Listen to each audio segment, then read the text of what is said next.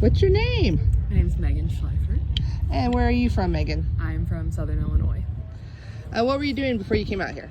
I am in school at Missouri State University for a marketing degree. This is my second time doing seasonal. Oh, okay. Where'd you do seasonal before? I worked at Yellowstone last year at Lake Lodge. Okay. Cool. So 2 seasons. Would you do it again? Oh, absolutely. I'm planning on a third and many more after that. Are you going to come here? Or are you going to go like somewhere else? Or? The hope is to come back here another year, and then once I graduate, do some like winter seasons elsewhere, wherever the wind takes me. Sounds good. Tell me about a story about your time out here, like something funny maybe, or... Our kitchen is definitely like a small family, and it is now named Frat Kitchen, which gee, I wonder why. Let your imagination wander on that one. Definitely like most of my really fond memories are just there, and like everyone being really close. Obviously like staffing everywhere is a little short, but everyone's really banded together and made it a good time, so. Oh, good. Yeah. What kind of advice would you give people who are thinking about coming out here? Just go into it fully. Don't stress about how it's going to happen. Just let it absorb you and take all of it at once. You're never going to starve. You're never going to not have housing. It's going to be okay. Don't like blink. It goes so fast. I mean, I've been here since end of May, and there's no way I thought it was August already. I know. So just soak up every moment.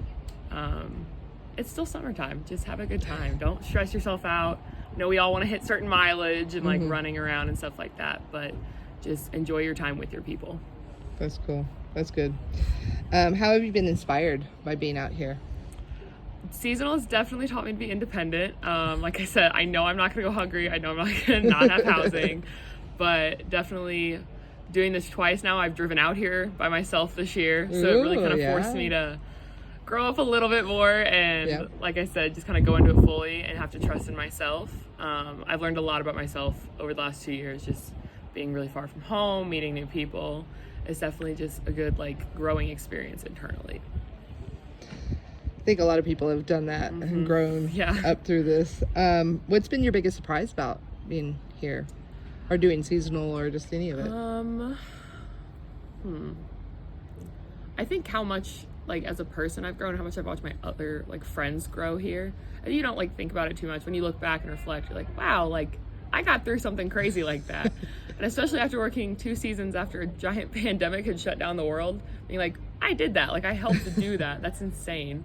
Just like a sense of pride, like for yourself and for your coworkers, and being like, we can do this. It's possible. Except for Frat Kitchen, where it's like an average of like 21, I think. You're like, why is this happening?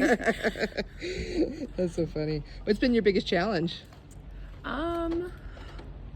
So I had a longer season this year, a little bit longer than last year. I think about like 11, 12 weeks. So kind of, there's a point in the middle where you're like, is this what I'm supposed to be doing?